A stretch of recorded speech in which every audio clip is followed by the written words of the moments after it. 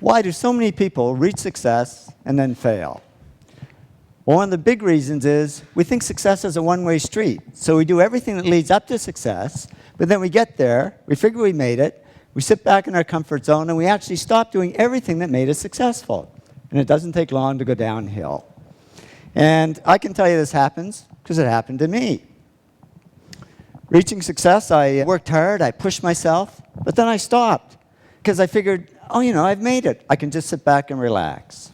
Reaching success, I always tried to improve and do good work, but then I stopped because I figured, hey, I'm good enough. I don't need to improve anymore. Reaching success, I was pretty good at coming up with good ideas because I did all these simple things that lead to ideas. But then I stopped because I figured I was this hotshot guy and I shouldn't have to work at ideas. They should just come like magic. And the only thing that came was creative block. I couldn't come up with any ideas. Reaching success, I always focused on clients and projects and ignored the money. But then all this money started pouring in, and I got distracted by it. And suddenly I was on the phone to my stockbroker and my real estate agent when I should have been talking to my clients. And reaching success, I always did what I loved. But then I got into stuff I didn't love, like management. I'm the world's worst manager, but I figured I should be doing it because I was, after all, the president of the company. Well, soon a black cloud formed over my head, and here I was, outwardly very successful, but inwardly very depressed. But I'm a guy. I knew how to fix it. I bought a fast car. It didn't help.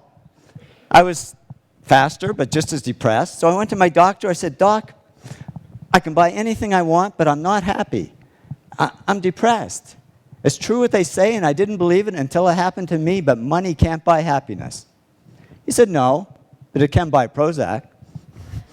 And he put me on antidepressants. And yeah, the black cloud faded a little bit, but so did all the work. Because I was just floating along. I couldn't care less if clients ever called. And clients didn't call. Because they could see I was no longer serving them, I was only serving myself. So they took their money and their projects to others who would serve them better.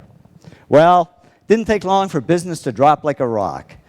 My partner and I, Tom, we had to let all our employees go. It was down to just the two of us, and we were about to go under.